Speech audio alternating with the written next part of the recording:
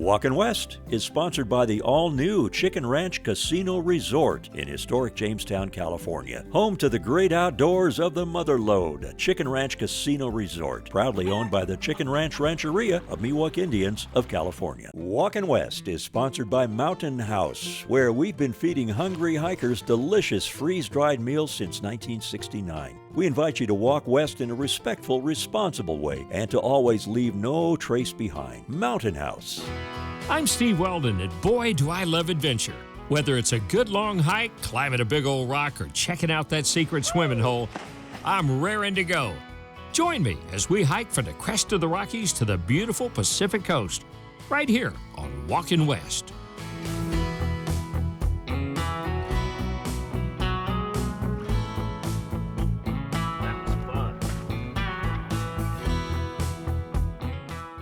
We're driving into the east entrance of America's newest national park, Pinnacles. It's in Central California, about an hour and a half south of San Jose, and we're coming in from the east side near the town of Hollister.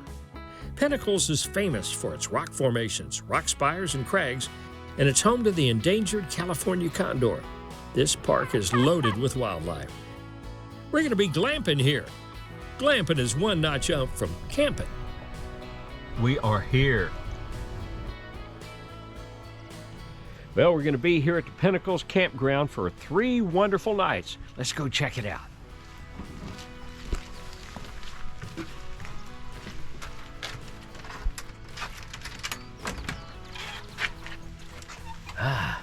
Now this, hog heaven.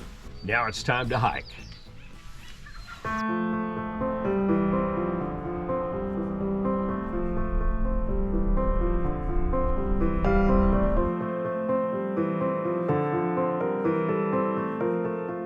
Howdy from America's newest national park. I'm Steve Weldon, and we're in a very special place in Central California. We've got geology at its best here. We're going to learn the difference between a California condor and a turkey vulture. We're going to check into big-eared bats. We're going to find out more about talus caves. That and a whole lot more. This is indeed a very special park. Welcome to Pinnacles, right here on Walkin' West.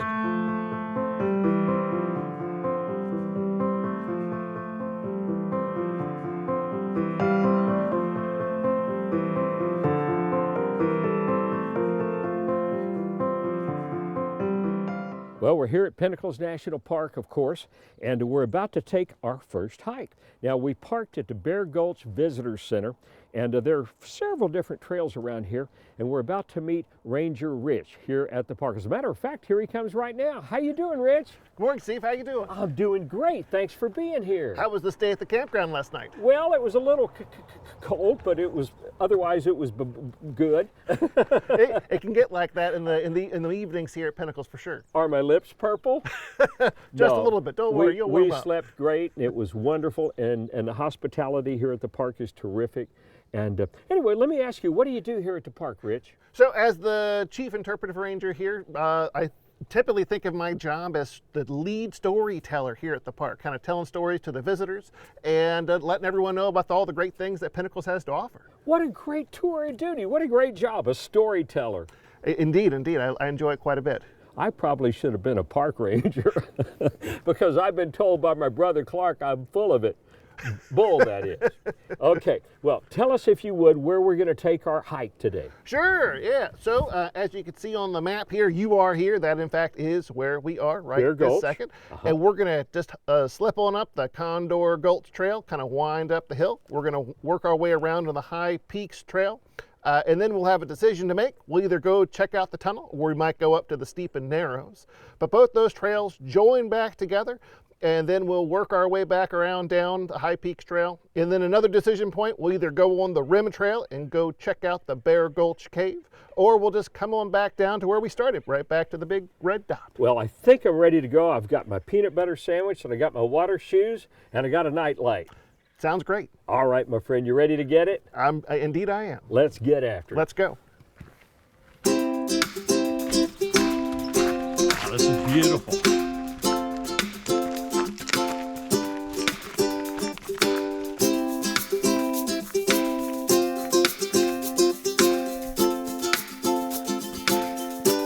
Trails are a little rocky.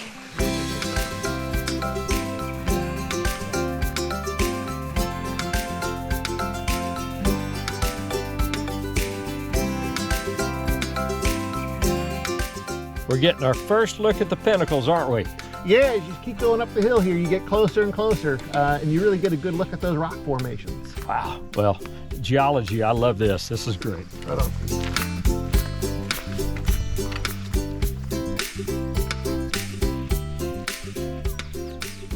I really have to show you this tree. If you kind of look over here to the side, you notice anything weird about that bark? Oh yeah, it's a holy rascal. I mean, that thing looks like somebody got it, I mean, like bullet holes or something. That's nuts. What caused all this? Well, believe it or not, Steve, that's actually from the acorn woodpecker. A woodpecker's been pecking holes. Actually, a team of woodpeckers have been pecking holes in that tree for quite a while now. I would say, I mean, all the way from the bottom to the top nearly. I mean, I've never seen so many holes. Are those acorns that are in the holes? They are acorns. That's where the acorn woodpecker gets its name. We're put in there for safekeeping.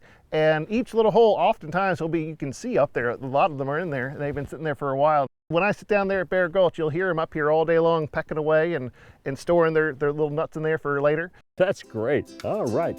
More along the trail. This is terrific. Rich, are those condors I'm seeing up there? Yeah, I think they are, Steve. If you look closely, you can see that white stripe on the inside of their wing. Yeah. I'm certain those are condors. I'll be darned. Check out the condor and the turkey vulture in flight together. The condor is the larger of the two on the bottom. Rich, I noticed some of these openings in the rocks that look like, heck, they look like caves. And does anything live in there? Yeah, in fact, Steve, you're right. Those are kind of like tiny little cavities and caves we have on these cliff sides. That's part of the reason why we have the condors. Those places are great nesting habitat for the condors to raise their young. In fact, right now, I think we have 1 or 2 active nests as we speak. I'll be darned. And how many condors do you have roughly in the park? Well, obviously they don't all stay here every day, but we have, I think currently the flock that's sort of in this general area is right around 90 or so, but of course that changes from day to day, in fact, sometimes. And we've already seen a couple. This is great.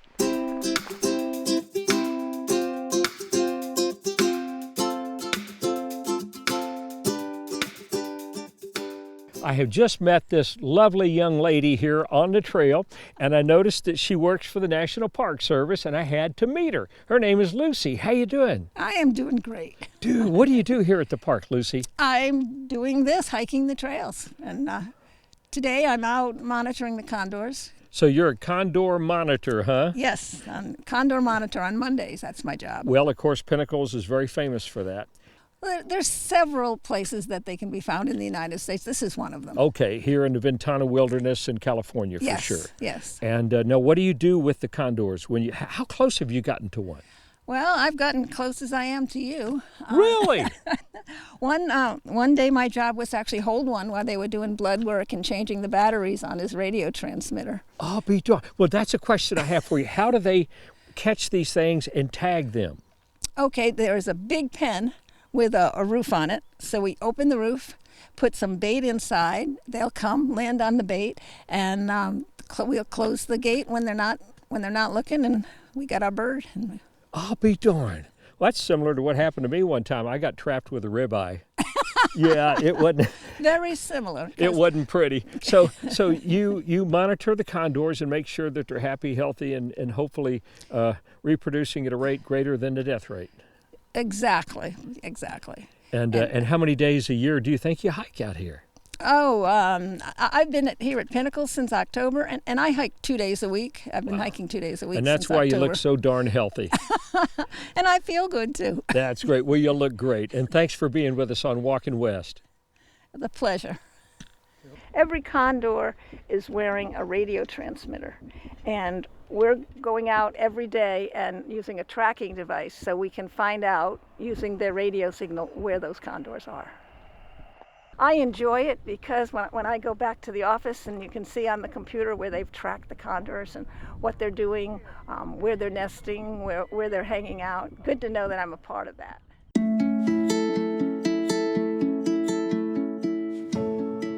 Rich, I'm a history buff, always have been, And gosh, there's so much history to this national park.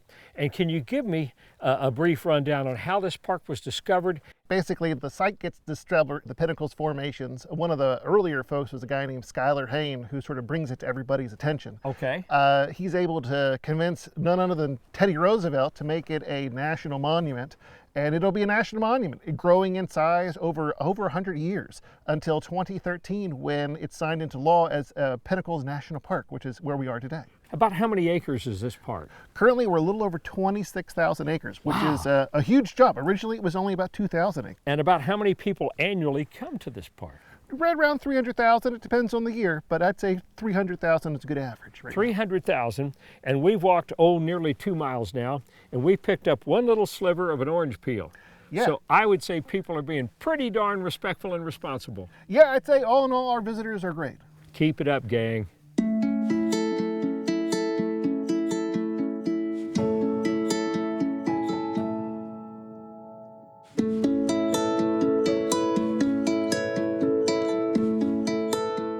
Well, I met this beautiful young lady along the trail just a minute ago, and you had that bounce, that spark in your step, and I could not help but notice your vitality. And I see this in a lot of hikers. Amelia, how are you? I'm great. I'm great. Well, you look like you're great. Like I said, you had that pop in your pistol.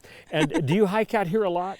This is actually my first time to Pinnacles, and I was just telling others on the trail that I'll definitely be back. Okay. But I love hiking all throughout the area, and it's just my first time to Pinnacles. Well, it's amazing, and I'll tell you, the diversity of this park. You go around one bend and you think you've seen it all, and then it's a whole new spectrum. Yeah, absolutely. I'm really hoping to come back and camp as well, because I have some friends who have spoken really highly of it. Well, they have a wonderful campground, and we're tent camping here. Oh, cool. Oh, it's wonderful. That's great. It's terrific. Now, what makes you want to hike like you do? I just love getting out and being in nature, and I just think it really is grounding, feeling the trail. And I love seeing how much elevation and getting those views. It's really wonderful, but also you meet a lot of people on the trail, so it's nice. I don't know about you, it does a lot for my being. I just feel better when I... Absolutely. It's like the fresh air and just being in nature, and it really just brings you back. So. Well, I'm going to be back here, and I bet you will too. Yeah, for sure. And I appreciate you being with us on Walkin' West, and keep on hiking, kiddo. Okay, awesome. Thank you, Steve. Oh, thank you.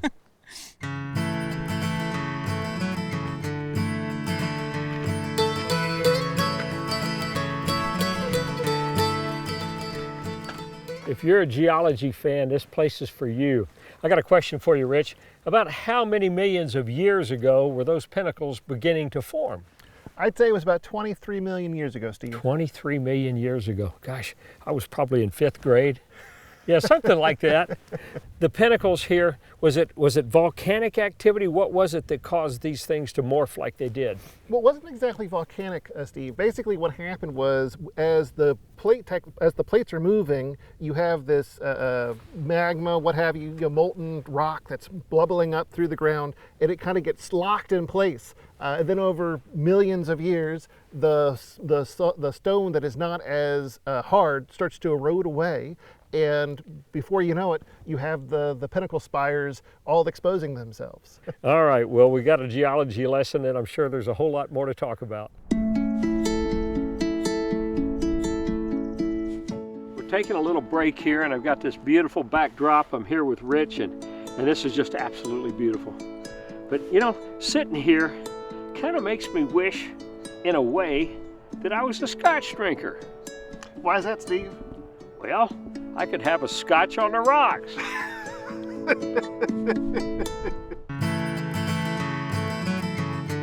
When I'm out hiking in a special place like this, I get a real euphoric feeling. I can't explain it, but I gotta tell you, there's nothing like it.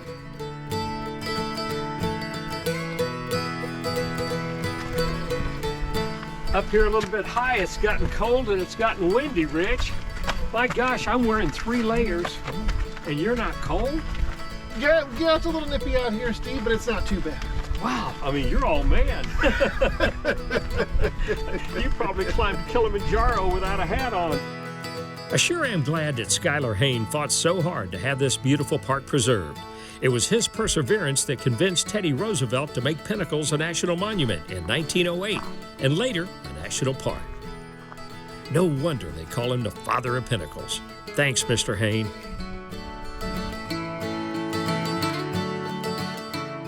Rich, I'm really impressed by these trails. Not only the condition, but my gosh, the labor it took to build these things.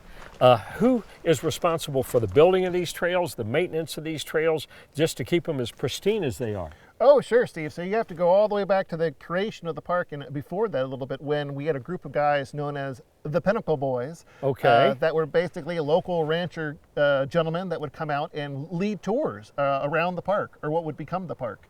And those individuals also would cut trail, that sort of thing. Even to this day, we still have a great trail crew that comes out and does all this maintenance.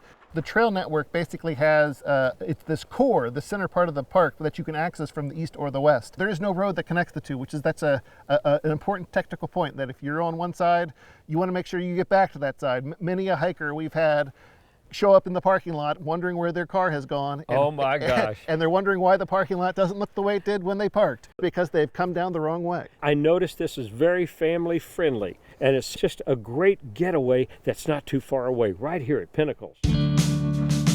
It sure is great to have Ranger Rich take me on this beautiful High Peaks to Tunnel Trail hike. I love the way the beauty of the jagged rocks and the green foliage blend together. It's magical.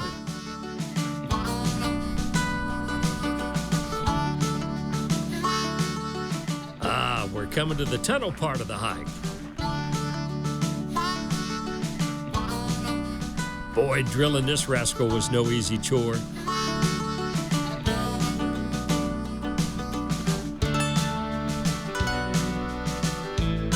This is very cool. Wow. And would you look at all that beautiful lichen on the rocks? Everything is so green. Whew, I'm loving this. What a great spring day.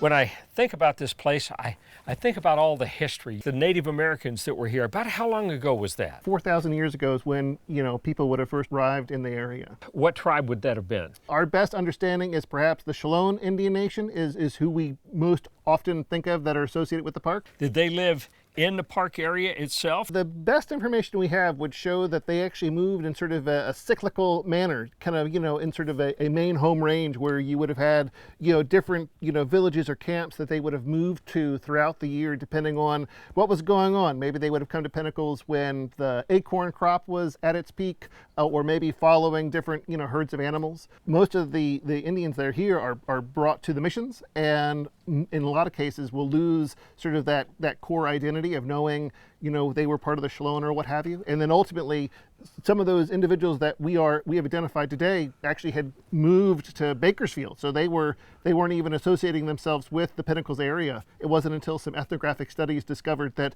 they in fact were from the Pinnacles area. Wow, that's pretty nuts. But this is a great hike and we're just learning more and more all the time. Thank you.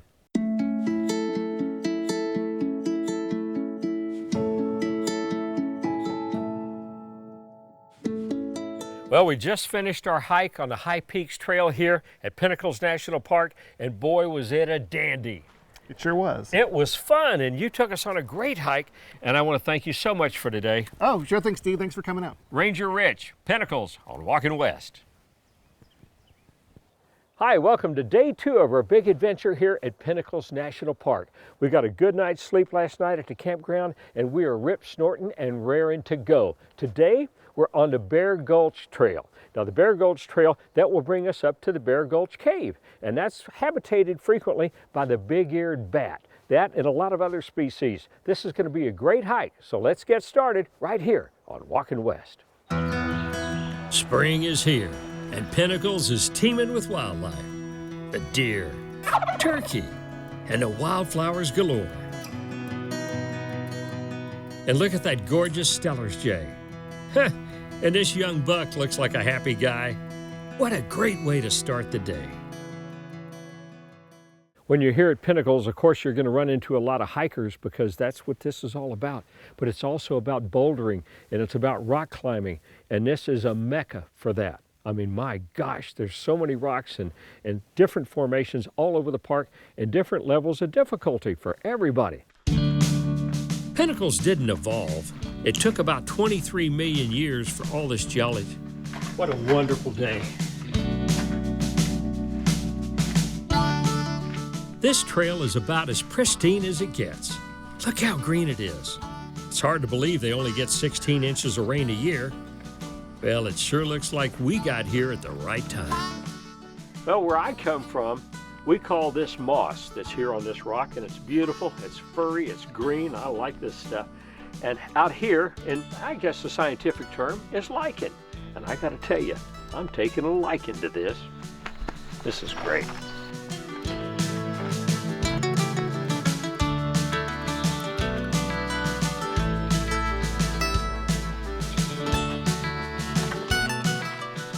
I'll guarantee you, you're not going to get this kind of experience on the couch or in the office. Ho, ho, ho. I'm here with Layla on the trail, and I could not help but notice this beautiful cave light that she's wearing. And Layla, I love it. And are you going to wear that into the Bear Gulch Cave? Yeah, and it can roar. You can make... Ah, it roars! Well, you are a roaring beauty, kiddo. You are ready for bear, aren't you? All right, that's great. See you in the cave. Give me 5. Atta girl. We're almost to the Bear Gulch Cave. These rock formations are unreal. I got a gut feeling this is going to be a real special treat. We made it to the Bear Gulch Cave, and a lot of these people are walking along these little ledge here along these rocks, but they're a little more agile than I am. I think I'm going to go the old-fashioned way. Here goes nothing. We're darn lucky this cave is open, because many times the cave is closed due to deep water. But not today. It's just perfect.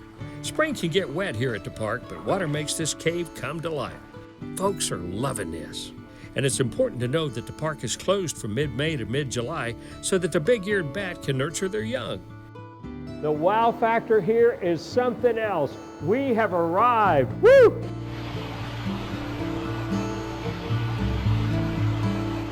This is a geological paradise right here.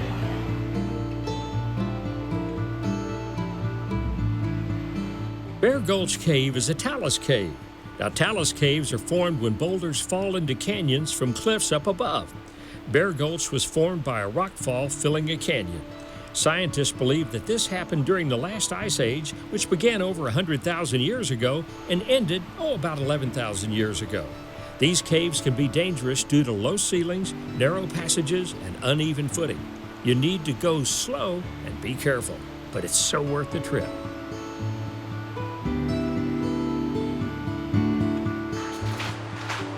All I can say is, wow, this is great.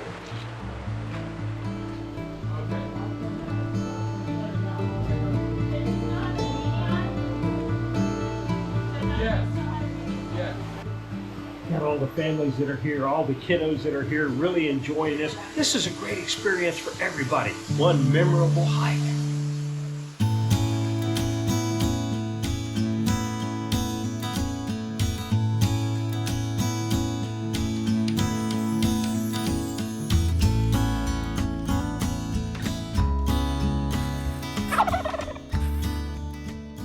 Boy, have we had a couple of wonderful days here at Pinnacles National Park hiking. We really have. And we've enjoyed everything we've done here. And the funny thing is, I would not have known about this park had my son not told me about it a couple of years ago. He's climbed here and he's guided trips up here. And he said, Dad, if you're looking for a great place to go, you've got to try Pinnacles. And so I made a couple of scouting hikes and I said, he's exactly right. This place is the bomb. You need to bring your family. It's very family friendly, and they've got all sorts of levels as far as for hikers, for rock climbers, for bouldering, you name it. This place is wonderful for the mind, the body, and the soul. And I hope you'll come out here and enjoy it like we have. I want to thank my son for giving me the tip on this. I want to thank Rich. What a wonderful guide Rich was. I want to thank Pat there. She's at the Pinnacles Campground store. She gave me a lot of wonderful information as well. I want to thank my brother Clark. I want to thank Lucy. She's a volunteer here at the park. I want to thank Mark, our incredible cameraman. And most of all, I want to thank you for tuning in. And I want to encourage you again, get off that couch, get out of that office, because there's so much more to enjoy in life right here with Walkin' West. Today I hiked some gorgeous trails with my brother Clark at a place that they call Pinnacles, our newest national park. When we hike these rocky trails, it sure enough does excite us. It's darn good for my stamina and my brother's arthritis. If you wonder where this park is, it's east of Soledad. And as I used to say in my hippie days, this place is really rad. Yeah, for geology galore and a whole lot more, Pinnacles is really rad. That's all.